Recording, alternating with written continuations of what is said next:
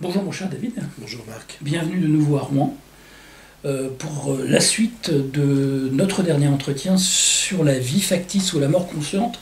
Comment retrouver l'unité? Aujourd'hui, tu vas nous parler, nous allons discuter, Nous allons échanger sur ensemble de comment se réapproprier le sens de la mort, le choix et le non-choix de ce concept. Exactement Marc. Et c'est un sujet très important qui est au cœur de nos enjeux sur la suite que l'humanité va devoir choisir en fait. En tout cas ce qui reste d'humain. Et c'est à eux que notre échange participe à leur réflexion, c'est-à-dire qu'il est très important d'avoir cette notion d'illimité, d'infini, d'éternité dans cette vie qui veut nous réduire à l'état d'esclave. Donc coincé dans le temps, dans l'espace, etc., etc. Je voudrais juste commencer, chers amis et Marc, sur pour moi deux bases qui sont très importantes. C'est que on part de cette base que la conscience peut être leurrée si elle ne sait pas ce qui l'attend après. Et la conscience, je parle de la conscience 3D, c'est-à-dire celle qui est rattachée à la 3D. Quand on échange sur la conscience, c'est pas ce qu'on appelle la conscience altérée, dégénérée. C'est que, quand je parle de conscience, c'est que pour atteindre et dépasser les limites de la compréhension de la vie, il nous faut un autre aspect de l'intelligence qui est au-delà du cerveau, qui nous aimante et nous nourrisse.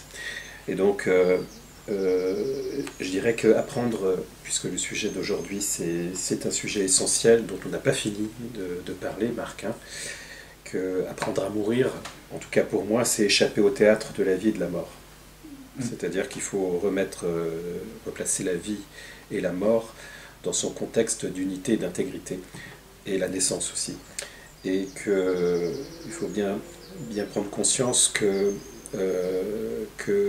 mourir, c'est un état de confusion. On ne peut pas nier que chacun, la notion de mort apporte une certaine forme de confusion, plus ou moins grande selon la fin de vie de chacun, et que cette confusion peut, comment dire, alterner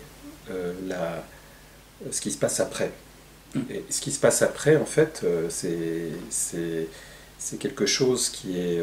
j'ai envie de dire qu'ailleurs l'herbe est toujours plus verte, c'est pas parce que d'un seul coup, après le dernier souffle, nous contactons une réalité non physique, qu'elle est forcément issue de nos origines spirituelles. Cette réalité physique peut être aussi prédatrice que ce qu'on vit actuellement sur cette planète. Et donc c'est tout le sujet d'aujourd'hui, c'est la notion de l'astralisation. Et l'astralisation est pour moi le faux paradis et le faux enfer. On parle beaucoup de l'enfer, mais le paradis, tel qu'on en parle aussi, est une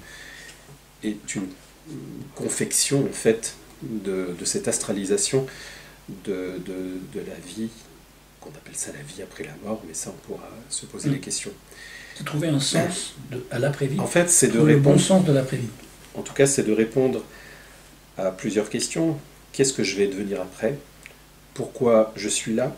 À quoi je sers? Qui suis-je? Qui sommes-nous finalement? Et quelle est la part des conditionnements et des croyances dans cette fin de vie? En tout cas, qu'est-ce qui naît? Qu'est-ce qui continue?